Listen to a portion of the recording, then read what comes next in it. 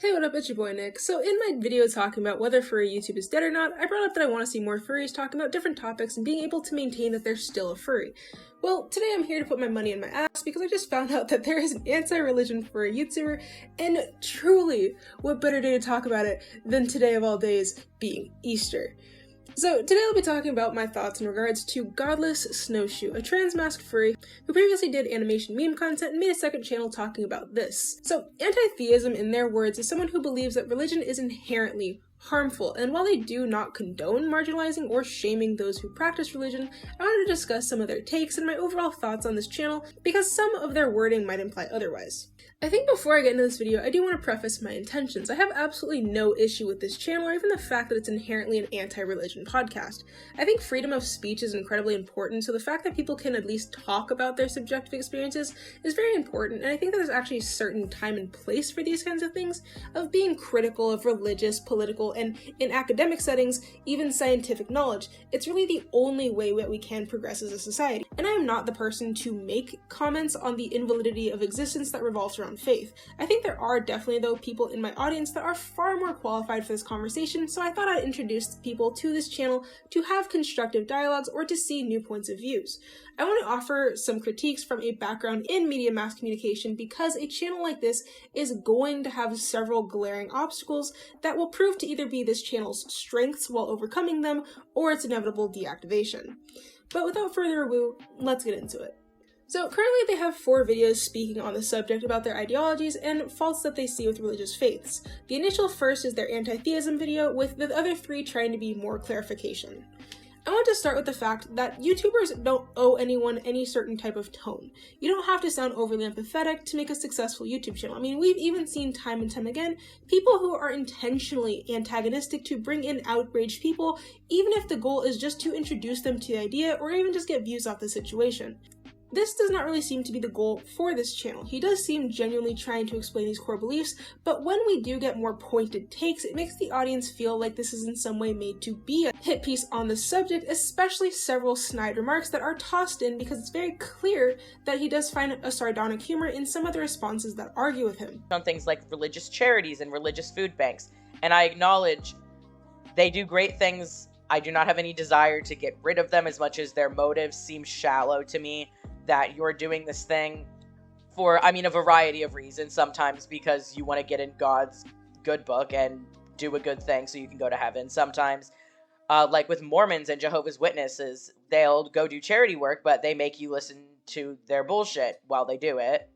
Or just simply because that's what their religion tells them to do. If your charity is labeled as blah, blah, blah, Baptist church, food bank, the religion is the motive, not the selflessness. This person continually and consistently presents that their main issue with religion is it being treated as though it's a fact. This mainly can pertain to Western culture that is heavily centered in religious ideals being placed at the forefront of specific laws that are passed and teachings of historical context. If they do have any instances in which this does pertain to other countries and how they treat those, it certainly has not been presented as of yet. But if you want to argue that religion doesn't have a place in schools, I think that has a much more solid argument than religion shouldn't be taught as fact to its followers, and only read as though it's a self-acknowledged fairy tale. In this house, you will drink only agnostic beverages. Dr. Pepper and Diet Dr. Pepper. Because what flavor is it? It is neither root beer nor cola. Nobody is sure what flavor it is, and nobody can be sure. Isn't that right, Melissa? I don't know. Fairy tale. Good! Christianity doesn't have to acknowledge dinosaurs, but dinosaurs need to be presented in schools. It's kind of like that. They give very broad overviews of situations in regards to religion and occasionally will delve into specifics and claim that they're either peer-reviewed, scientifically backed, or heard from another YouTube channel that did their own research, hopefully. The problem is when you go into subjective ideologies on your perception of these claims, you're going to get people who are well-researched in the comments giving well-informed takes, whether they're for or against your opinion, using facts to back it up. Or vice versa. You can offer a legit fact or piece of article in response, and you're going to get 1,000 subjective comments claiming that it doesn't apply to them. It's like, if you say a certain percent of Christians are pro-life, some might say you just read a bad article, and if you say most Christians are pro-life, you'll get comments saying, well, I'm Christian and I'm not pro-life. It's a double-edged sword, and if you choose both subjectivity and objectivity, you're simply going to get people claiming you're cutting context or you're ill-informed. If your elitist East Coast evolution is real, why has no one found the missing link between modern humans and ancient apes? We did find it. It's called Homo erectus. Ho-ho! I've got you now. Fair enough. But where, then, is the missing link between apes and this Darwinius Masali? But just because we haven't found it doesn't mean it doesn't exist. Pshaw! It's in this way that the usage of facts, people are going to try to veer away from the cause being solely religion, in facet of other geopolitical influences on a situation. Like, religion is never 100% going to be a reason for something happening. And while Snowshoe doesn't claim it to be, some of their arguments from an audience perspective are heavily implying it. Okay, it's for most people, it is human nature, and it is normal, and it is okay. And when you don't teach people how to do that and say, you have to wait till you're married, you either get people like Girl Defined who get married like a year after meeting someone, like at all, and who talk about how I wasn't attracted to my husband on my wedding day, or you get people who become abusers because they don't know how to have a healthy relationship. And then I have no issue with this last part at all. I do think we should respect the person and not the beliefs. Beliefs earn respect, opinions earn respect through credibility and positive impact, which I do not think Christianity has had either of. It is very difficult to make glaring overgeneralizations, making pretty much half-informed takes on religion. And while the world statistically is becoming more secular in favor of just generally being spiritual, it's imperative to make mention that religions have evolved over time, even if they do keep basic principles. There's not really any one specific way to categorize a singular religion. Even if you grew up learning it, someone across the world may have learned an alternate version or have thousands of renditions. As we forgive our trespassers. Debtors? Trespassers? What are you, nuts? Get out! Well, if you think you know someone, please just leave. Gladly. You don't even understand what the Lord's Prayer means. How dare you? Forgive your debtors! Forgive your trespassers! You owe me a bottle of wine!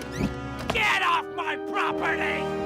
For instance, putting religions against one another, like Buddhism in comparison to Jainism, and saying one is objectively better because one doesn't explicitly disavow abortion, isn't really going to sparkle with a lot of people. I will at least admit the fact that I do appreciate that they are making an effort to understand and learn about different religions and how they're practiced, and kind of inform the audience on things that we might not be aware of. However, I feel like that very quickly falls apart when by the end of it, it's summed up in, well, actually, none of this matters because none of it can be proven in the first place, and belief without proof is bad. However, regardless of this, I maintain the issues with Buddhism that I do with Jainism, because again, belief without proof. Overall, personally, I maintain that both of these religions and religions with similarities to them are much less harmful than basically monotheistic religions. I still think there are things that are below them in terms of harmfulness, again, like Wicca, or just general spirituality, etc., things of that sort, things that are less organized and don't have exact rules. Although, again, I still don't think those things are positive, as they are, again, maintaining belief without proof. And try and see if there's a better way you can exemplify their differences while not claiming one is better or worse, unless you can provide veritable impacts that one religion has done. It is the difference between saying Christianity made dinosaurs go away and Christianity is the main source cited for human creation, which is directly negated by the existence of evolution. It is also just the back and forth of using certainties and uncertainties that weakens a lot of arguments. It's small sentiments like saying if you are religious, you are with certainty limited on what you can and cannot do. It's not preventing them from living their life to the fullest. Well, I can't say for certain, it depends on the religion, if it's preventing you from living your life to the fullest. For religions with the concept of heaven and hell, or religions with the concept of karma, I would argue it is preventing them from doing it, because it's limiting the experiences you're allowed to partake in, many of which are arbitrary. I mean, obviously there's some good ones in there, like the Bible says don't kill people, rather hypocritically considering how many people God kills in the Bible, but In specific instance of gaining sobriety with aid of religion, if you were to lose faith at any point in time after becoming sober, you're intrinsically just going to lose your reason for being sober and just fall back into those habits. For example, the 12-step program is essentially replacing one addiction with another. It's saying, I'm replacing alcohol or drugs or nicotine or whatever with God. It's replacing one addiction with another. And again, when you base all of your sobriety around your faith, if you lose that faith, there's a good chance you'll lose that sobriety too. When people are abusers or criminals or whatever, and they stop doing that because of their faith, don't get me wrong, I'm glad they did, and I have no desire to make them not be religious. I'd rather them be religious and not be a bad person. If they lose that faith, the same thing happens. You go, well, why am I doing this? When the lies slip through the cracks and people start to realize this isn't what I thought it was, whatever benefits came from that religion are not only now gone, but made worse. Negating the fact that while religion can help someone out of a bad place, they have the ability to gauge how much of their ambitions are guided by it, and that can change over time. It's like if your parents want you to go to college your whole life, you can gain that goal on your own, even if at some point they don't care if you go or not. You can adjust how much their opinions dictate your decisions because you've grown to adopt those habits yourself. When talking about the subjective way you were taught, even something like Christianity, it depends on a multitude of factors, such as who taught you, the external factors like class status, country of origin, and how strict one might hold to their teachings. Because otherwise, these arguments can really only thrive in a vacuum. Talking solely about people who are not only heavily religious, but practice exactly as they were taught and project those exact same ideas onto those around them. The God of the Bible is self-admittedly not a God of peace. The God of the Bible is vengeful and petty and admits himself that he is jealous, telling you basically to worship him. 3 commandments that could have been spent on things that were left out, like don't SA people is a good one. That is nowhere in the Bible. Not to mention the flood, where God thought only Noah and his family were basically good enough little Christians to live, so he killed every other living being on the planet, which if you think about it, will include plants and sea life because of the mixing of salt and fresh water, and obviously plants, because plants need oxygen. There is a thing where the Bible tells you how to beat your slaves. In Exodus, it says that you can beat your slave as long as they are able to get up a day or two later, because, and I quote, they are your property. We are in an increasingly secular world that is drifting further away from religion, yet still use it as the basis for some fundamental truths that we hold, like morality and justice. But it's basically the argument of what's more important, the exact definition of what the Bible says or what most religious teachings are talking about in context of them being written hundreds, if not thousands of years ago, or what we actually gain from them current day. Realizing some people just enjoy religion the same way some enjoy astrology. Religion can't be proven, but who's to say God didn't make atoms and scientific discoveries possible? God creates dinosaurs. God destroys dinosaurs. God creates man. Man destroys God. Man creates dinosaurs. Humans have an innate pride when discussing things like their beliefs, and when a person insists on providing opposing opinions, we often see it as an attack on our character and our values. Still say that the God of the Bible is a God of peace. The God of the Bible is a violent serial killer with the temper of a 14-year-old. I've been getting into the habit of following more YouTubers that have just different opinions than I do. That you can listen to literally any opinion in the world. You can listen to anti-maskers, flat earthers, Bigfoot believers, and while their rhetoric might even upset you, it might fundamentally be what you're against, listening to the other side does not make you a bad person. Entertaining a conversation does not immediately convert you. That is the nature of having a spine. You can listen to a conspiracy theorist all day and night. You can listen to things you inherently believe are nonsense and understand that all beliefs are founded in certain instances. I know plenty. Here's a free history lesson. Listen and learn.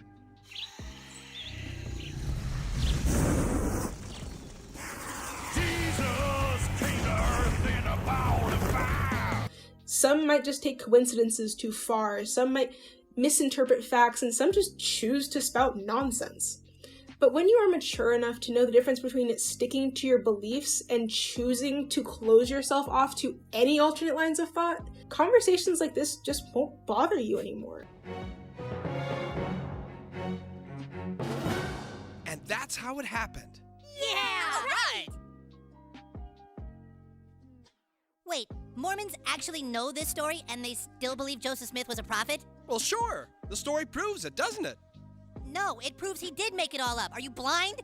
Well, Stan, it's all a matter of faith. No, it's a matter of logic. Hey, that's totally cool, guys. You can believe whatever you want. Yeah, it's great you have your own beliefs. Yeah! Right, for the Martians! Oh, stop it! That's another thing. You just weasel people into your way of thinking by acting like the happiest family in the world and being so nice to everyone that you just blindside dumb people like my dad. Yeah. I walked out of watching these videos the same exact way I walked in. You are allowed to be curious of the other side of an argument as you are to not want to hear it because it doesn't interest you. Overall, I will say, if this person is able to continuously accept and process criticism, then I think this channel can actually serve as an interesting place to converse about ideas. But there are really just several issues that can't be avoided. They also do hold some opinions that I'm sure will come up sooner than later that will be points of contention, such as their distaste for xenogenders. This mostly stems from their firm belief in not supporting anything that is not backed by science, and ask anyone who doesn't go by he, she, or they pronouns to unsubscribe, which is certainly an opinion. There's definitely a conversation to be had on how xenogenders affect the perception of queerness to non-LGBTQA, but if someone gets a sense of comfort from being called it or just being called their name instead of a pronoun, while I may not personally understand it, I don't need a scientific journal to be respectful and call someone what they prefer. If it makes someone feel nice about themselves, I really don't care if it's backed up by anything at all, because that's just the nature of being human and gender exploration. So I'm just gonna read it. Christians should not go out of their way to protest against abortion, hate LGBTQ people, be mean, force their religion on other people, or other things because God does not support that. Christians should show no hate but love instead. God says love your enemy. So, okay, I get this has good intentions, and I do agree. However, Christianity is a very force your religion on people theology. I mean, again, idol worship is any other religion is considered idol worship, and they think they have to save you. Maybe not all Christians think that, but biblically that's what you're supposed to do. Dan. Oh, brother. Uh-oh, the jilted lover returns. Listen, I just wanted to let you know you don't have to worry about me trying to be your friend anymore. I don't? Look, maybe us Mormons do believe in crazy stories that make absolutely no sense. And maybe Joseph Smith did make it all up. But I have a great life and a great family, and I have the Book of Mormon to thank for that. The truth is, I don't care if Joseph Smith made it all up. Because what the church teaches now is loving your family, being nice, and helping people. And even though people in this town might think that's stupid, I still choose to believe in it. All I ever did was try to be your friend, Stan. But you're so high and mighty you couldn't look past my religion and just be my friend back. You got a lot of growing up to do, buddy. Suck my balls. But it's very clear to me that there are certain people that they just don't want to engage with on their content. And while everyone is entitled to monitor their own spaces, some part of it just feels hypocritical, I guess, denouncing religion on one half as a whole, but also shunning certain people from interacting with your content. Like there's something there. It's not hypocrisy, but it's a word. There's a word for what I'm kind of thinking on this. I don't know if you have a word for what I'm kind of feeling in this situation, definitely put it in the comments, because I can't think of a word that kind of encapsulates that feeling. It's not hypocrisy though, but it is something. Depending on the longevity and size of this channel, everyone from heavily religious people to aggressively pro-life or even just anti-furries will clamor to this channel as an outlet to vent their distaste on someone simply questioning their belief system. And so I don't really blame this channel if that pressure were ever to become too much and comments were just disabled. But these really are just some thoughts I had with this channel, its concept, and some issues. I think a lot of it comes from a very interesting place, even if I disagree with a good portion of it.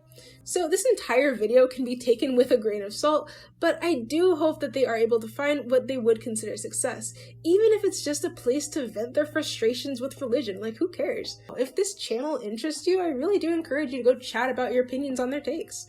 This channel and its adversaries feel like it's going to be a wild hodgepodge of people using facts to refute subjective opinions and subjective opinions to refute facts.